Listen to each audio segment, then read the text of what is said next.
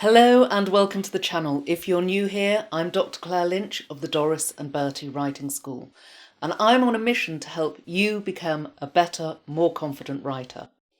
In today's video, I want to talk about two words that I see confused all the time. So have you ever used the phrase mitigate against?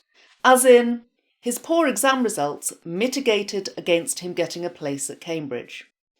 If you have, you're using the wrong word. Strictly speaking, you should be using militate. Now, I say strictly speaking because mitigate against has become so common that some commentators believe mitigate against should be accepted as a synonym for militate against. But if you're writing for careful readers or you're a proofreader, say, you'll want to recognise the correct usage of the words mitigate and militate. So let's look at the two meanings of both words.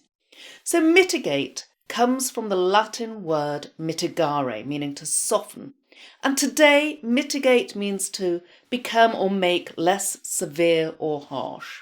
For example, the effects of the bad weather were mitigated by raincoats and umbrellas. In other words, the raincoats and umbrellas made the effects of the weather less harsh. Militate, on the other hand, comes from the Latin word militare, meaning to engage in warfare.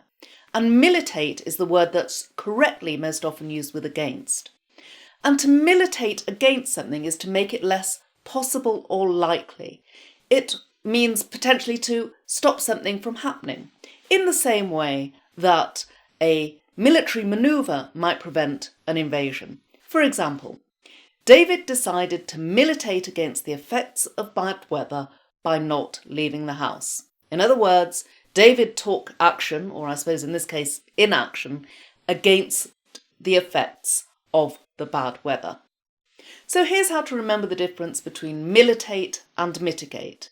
If you mean trying to prevent something from happening, as the military does, then use militate against. If the thing you want to avoid has already happened and it's too late for the military to make any difference, then your only option is to improve, soften, or mitigate the situation.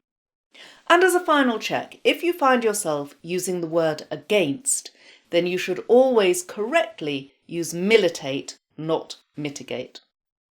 I'm Dr. Claire Lynch of Doris and Bertie. If you like this video, please subscribe to the channel and hit that like button. It really helps videos get found. And of course, also share it with your friends.